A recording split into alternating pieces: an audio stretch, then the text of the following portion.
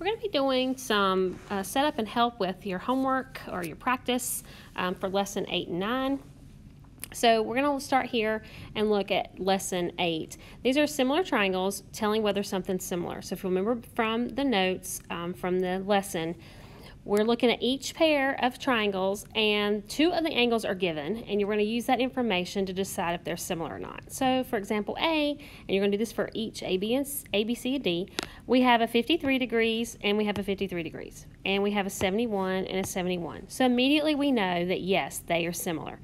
They're similar because those two degrees, they have two similar or congruent angles, and that's why they're similar. So they're similar. All right, you're going to do the same thing for each one. So you're looking to see. If you see a 90 and a 90, and then you have a 37 and a 53, do not automatically think that they're not similar. You're going to have to find out what this missing piece is. So remember, 90 plus 37, we'll add those together, and we get 127, and we take it away from 180, and we'll end up with 53. So this is 53. Well, we have a 53 here, so we know that this, yes, is similar. Okay, and you'll go ahead and continue for C and D. Remember those tricky ones where you can't have over 180 degrees. All right, for number 2, you're going to draw two equilateral triangles that are not congruent. So you're having to think about two triangles that are not congruent. So maybe, remember, congruent is exactly the same shape and same size. That's close to equilateral, a little bit off. Remember, equilateral is the exact same sides, and all the angles are 60 degrees. Okay, so if I were to make another one of these, and it's just a little bit bigger, those will not be considered congruent now. Congruent has to be the same size and same shape. We want to draw some that are not congruent. So you're drawing two of them, one smaller than the other, but they're both equilateral. So maybe we have this side length on this one, maybe it's 1, maybe this is 1, 1, and 1. And this is maybe a scale factor 3 times bigger, so maybe it's 3, 3, and 3. We just made them up, okay? So the question asks, you measure your side lengths, and you can use your measuring device, or you can kind of just eyeball it and estimate, and decide, are the two triangles similar? Well, remember, when you have angles that are congruent, and we have at least two, so 60 and 60, 60 and 60, then we know they are. This one has all of them, so yes, they're similar. Okay, and it says, do you think equilateral triangles will be similar always, sometimes, or never? So we have to think about that. So when we have the three angles and they're always congruent, because they're always going to be 60 and equilateral, it doesn't matter how big or small we go, then they're always going to be similar, okay? Because those three angles are congruent. So put that in your own words. All right, number 3, find the line, or in the figure, line BC is parallel. So we got BC, so let's mark that. BC is parallel, we'll extend it out a little bit, is parallel to line DE. Okay, these lines are parallel. It says explain why triangle ABC, so we use another, we have triangle ABC, so that's the big one, is similar to AED. So ADE, excuse me, ADE. So we want to know why they're similar. Well, we have to think back what we learned with transversals and parallel lines. We can think about these parallel lines here, and then this is a transversal. So whatever this angle is here, it's going to be, if it's going right through there, it's going to be alternate interior, alternate exterior. Remember all those great words? We're going to have some similarities here. So that means this angle here would be the same as that. And because these are vertical, then this angle would also be the same. And if we look, that's the top angle of both triangles. So they're similar or congruent angles. They also share a point here. We noticed one was big and then the other one's small, a piece of it. So because they share a point, we know this angle is the same in both of them. And because we know both of those angles are the same, we can prove they're congruent. So put in your own words how you would show and prove that they're similar. All right, so number 4, the quadrilateral PQRS is, on the diagram, is a parallelogram. We're going to let P prime, Q prime, R prime, and S prime be the image of PQRS. After applying a dilation centered at point 0, which is not shown, not on here, and a scale factor of 3. Which of the following is true? So let's just say we pick a spot to kind of help us see. Maybe we pick this spot here, and we're going to call it 0. Okay, that's going to be our, or O, that's going to be our center. And we're going to do a scale factor of 3. So we can kind of look, we know 1, 2, this is 2 away. We know if we're doing a scale factor of 3, it's going to be 3 times what it was. So this is 2 away. 2 times 3 would be 6. So this would be 4, 5, 6. So our new P prime would be here. All right, let's see about our Q. Our Q is 2 down, so we know that 2 times 3 gives us 6, so that's 2, 3, 4, 5. We'll kind of be off the page down here, kind of another little line here. Will be here. So this will be our Q prime. So if we think about this here, from here to here, this is help you kind of see. This would be our side of QP, and I extended a little bit. Let me fix that back. So we want it just to here, get it as straight as we can. And notice that this line is parallel to this line. Okay, so that kind of helps us get a visual. And you didn't have to do this, but this helps you see. So the first one says, is P prime Q prime equal to PQ? Well, what they're saying is here's PQ, so we have basically 2 units here. And here we have 1, 2, 3, 4, 5, 6. We know it's 6 times bigger because 2 times 3 got us 6. So they're not equal. Can't happen. Okay, is PQ prime, since we know that is 6, is it equal to 3 times PQ? Well, PQ is 2, and 3 times that would be 6, and that is equal to the length of PQ prime. So yes, that one's correct. That one's true. Is PQ, so here's PQ, is PQ, which we know is 2, is it equal to 3 PQs? Well, PQ primes. So PQ prime is 6, and 6 times 3 would be 18. That is definitely not equal to 2, so that's not correct. And then the last one says, cannot be determined from the information given. Well, we already determined it, so we know that that's not an option either. Okay? All right, let's go a little bit further. Number 5 here, you're going to describe a sequence of transformations for which quadrilateral P is the image of quadrilateral Q. So how did P get to Q? So remember back when we have to talk about reflections, rotations, translations, and dilations, of course, and see how we could get that here and explain in your own words. All right, let's go on to some practice with quotients and similar triangles. So these two similar triangles here listed are, they're telling us they're similar. They're not drawn to scale, so don't measure them. They're telling you they are, and they want you to use your knowledge and find A and B. So we have some unknowns. So we have B here and A right here. All right, so we're going to use what we have to find them. So the first thing that can help us is kind of figuring out what is similar. So if I notice my long side here, it corresponds to this long side here. And then if let's pick another color, we have here, we have a little bit, looks like the shortest side, and here is our shortest side. And then we have one more side, the medium side, and the medium side. All right, so when we're wanting to think about this, we want to think, how do we get from one to the other? So scale factor helps us figure this out. So we know this is a small one, and this is the large one.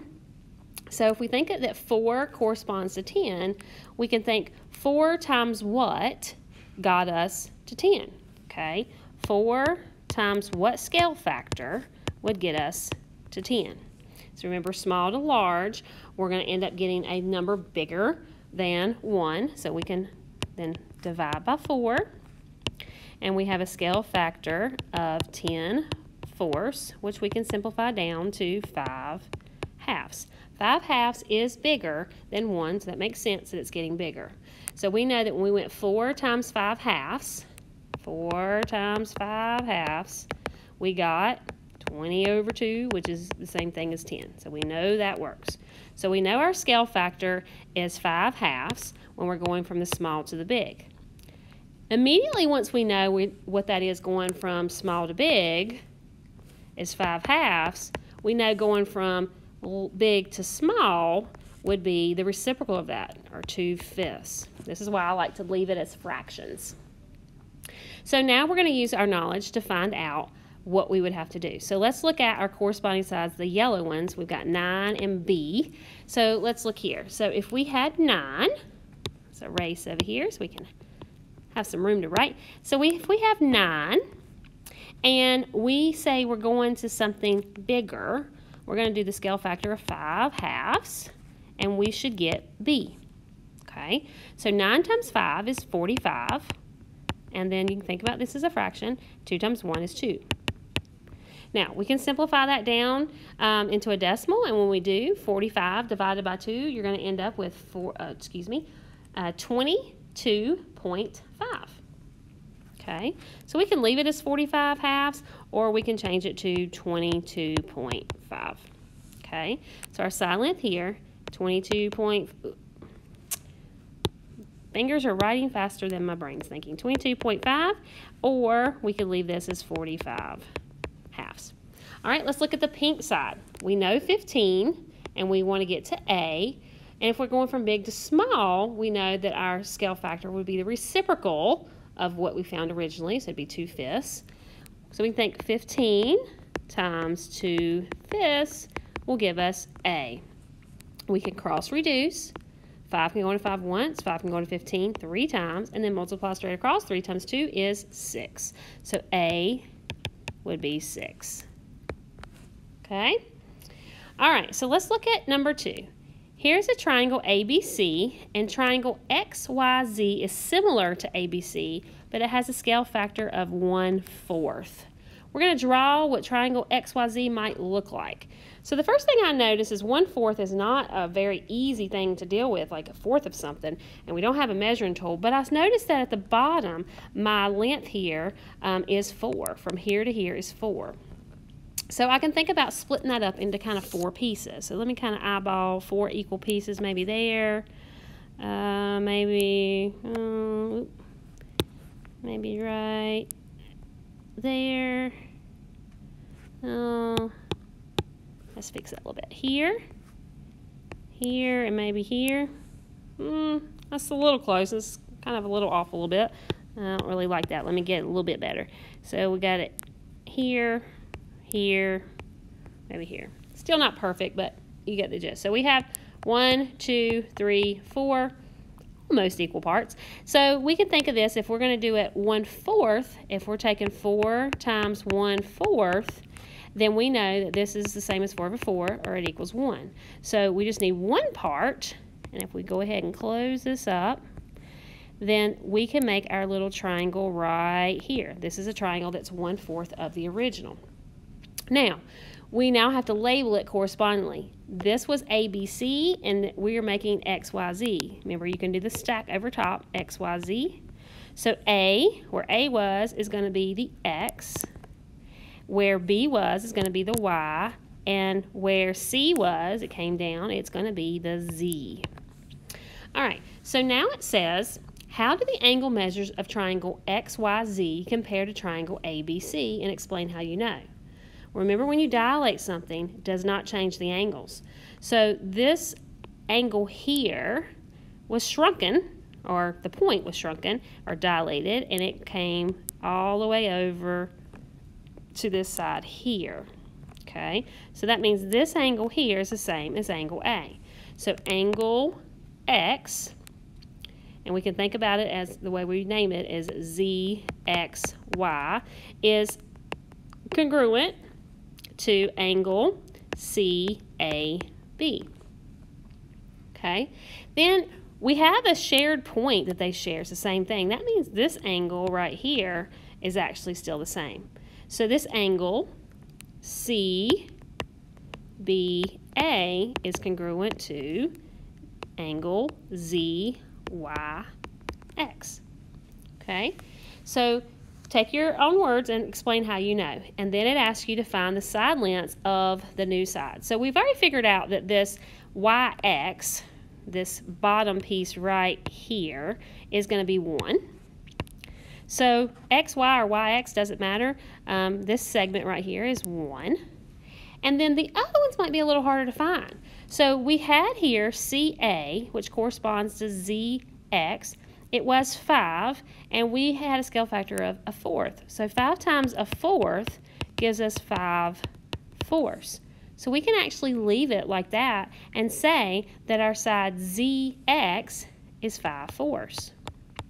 And then the same thing here, 7 times 1/4 will actually give me 7/4.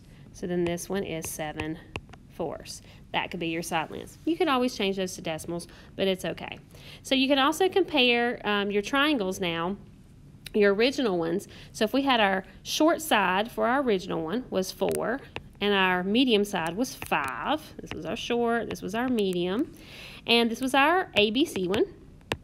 And then XYZ one, we're going to compare them. So we have our short side in our XYZ was 1, and our medium one is 5/4. Let's compare.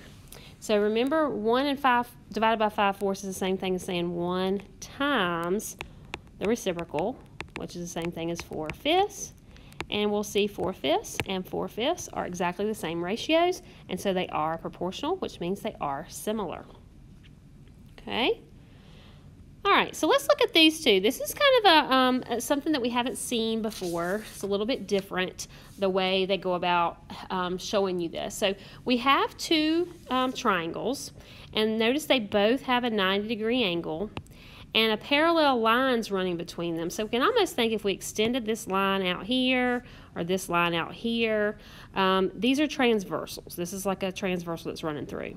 So if we know this angle, then we automatically know this angle, because of if we kind of put them on top of each other, those angles would be the same. And if we have two angles inside that are exactly the same, then we know that they're similar. So these angles are similar. They're telling us they're similar, but that's the way to prove it. Now they want us to find out what D over C is, the value of DC. So we got to do a little bit of work first. So if we'll notice, we have some information for down here, okay? We have 7.5 for our short side, and we have 9 for our medium side. Our long side is always going to be from the biggest angle, so our long side's over here, and we don't know that one. But we're going to think about how do we get 7.5 to turn into 9? So 7.5 times what number, so times x, and think about it here, is equal to 9. So we're going to solve for x, 7.5, 7.5. And you need a calculator to make this pretty easy. These would cancel out, and x is equal to what our scale factor is going to be, which will be 1.2. So 9 divided by 7.5 is 1.2. So that we know to get from here to here, we do times 1.2. Now, the same thing occurs here because we know they're similar. We can think 7.5 times 1.2 is going to get us D. Well, we already know that 7.5 times 1.2 is 9, so D is 9. Then we can think, what do we do to get from 9 to C? Well, we use 1.2, so 9 times 1.2, and that's going to get us our value here, which will give us 10.8. So this is 10.8. All right, so we found what C and D were, so now we got to look and find out what the value is of D over C. So we're going to look here and say, okay, well, let's turn these into something we can work with. So D is 9, easy as can be. C, however, is 10/8, and I'm going to deal with a fraction. So I need to put this in fraction form. They want it in a fraction form, D over C. So 10/8 is the same thing as saying 10 and 8/10. Okay, we can change this now to an improper fraction. 10 times 10 is 100, plus 8 is 108 over 10. And then we can simplify that down to 54/5. Okay, so what that looks like is we're saying 9 divided by 54/5. Still looks a little crazy, so let's change it some more. So this is a a whole number divided by a fraction. So whole number stays. We're going to change, so keep change flip, change, and then the reciprocal, 5 over 54. Now, when we multiply across, we can cross reduce first and see, can anything go into 9 and 54 to make it easier to multiply instead of using a calculator and having to simplify down. So we know that 9 can actually go into both of those. 9 can go into 9 one time, 9 goes into 54 6 times, and then we multiply straight across. 1 times 5 is 5, 1 times 6 is 6. So our ratio compared for D to C is 5/6. Okay, so I know that was a little abstract. We hadn't seen things like that before, but we're going to get into a lot of these type of problems moving forward next week. All right, our last one. The diagram shows two nested triangles that share a vertex, so they share a point. Notice that we have one here, and then our big one here. So the point they share is where we're focusing at. Okay, so we have a point right here that they share. That's the vertex. It says we have to find the center and a scale factor for the dilation that would move the larger triangle to the smaller one. So remember, we're going from large to small, and when we're doing that from large to small, we know that our scale factor is going to be less than 1. Okay, so we're going to look in first and find out what the center is. Well, if they both share a point, that is going to be our center. So our center is actually at that vertex. So our center point will be the coordinate of -1, 1. And now let's kind of look a little bit further. This small triangle is 1 little unit, and the big triangle is 1, 2, 3, 4, 5. Okay, so we went from 5 to 1. So how did we do that? 5 times what got us 1? So we can think about 5 times the scale factor would get us 1. We can then divide by 5, divide by 5. So we have a scale factor of 1/5. So our scale factor is 1/5. So the small one is 1/5 the size of the larger one. And we can look and see too, this was 1, and this was 1, 2, 3, 4, 5 as well. So 5 times 1/5 would still work. Okay? You can't always count perfectly on the diagonal, but we have 1, and then 1, 2, 3, 4, 5 there as well. So 1/5 will work.